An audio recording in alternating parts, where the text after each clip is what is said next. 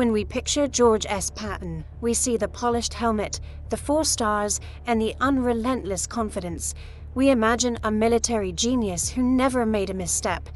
But the reality of his early career tells a completely different story.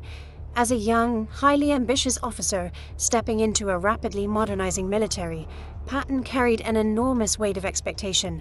He was eager to prove his worth on the battlefield and establish his legacy.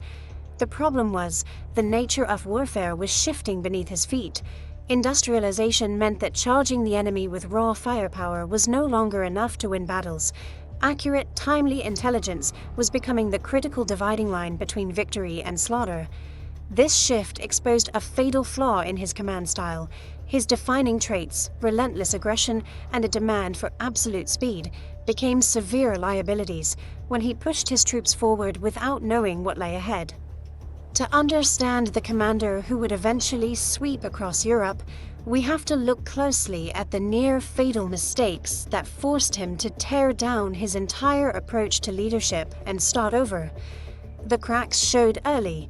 In one of his first major operational commands, Patton ordered his motorized columns to advance at maximum speed. He intentionally outpaced his own reconnaissance teams, driving his forces into dense, unmapped terrain. When scout reports did trickle in, warning of obstacles and enemy buildups, he brushed them aside. These reports contradicted the aggressive timetable he had already mapped out in his head, so he simply chose to ignore them. The immediate result was chaos on the ground.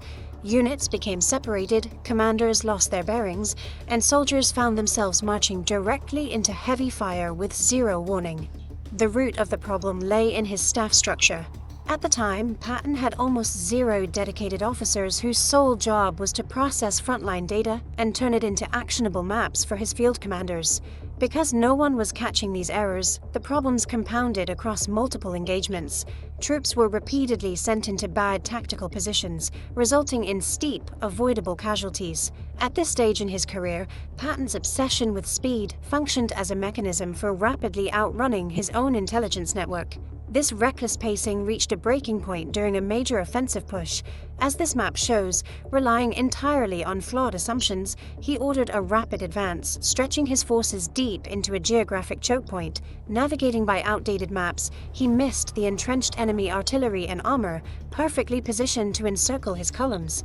High Command watched this near catastrophe unfold in real time. The blowback from leadership was swift and severe.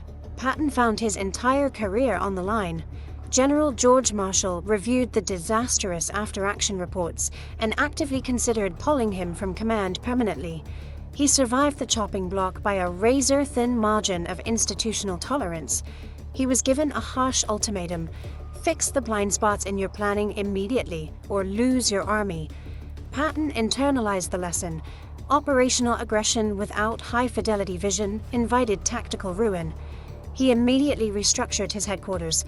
He elevated the priority of advanced reconnaissance, pulling in specialized units equipped with long-lens cameras to map the terrain before his armor ever moved. Look at the map in this briefing room. This is exactly what Patton implemented next. He forced his command staff into a strict routine where specialized, data-driven intelligence briefings became the mandatory starting point for every operational plan. On the ground, he trained his units to tether their speed to the constant flow of incoming information.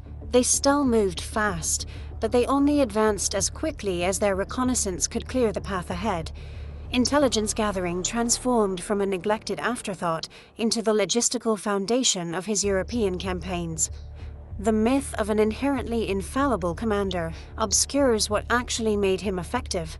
His true historical significance lies in his ability to stare down his own catastrophic mistakes, dismantle his methodology, and build a command system that finally let him see the battlefield clearly.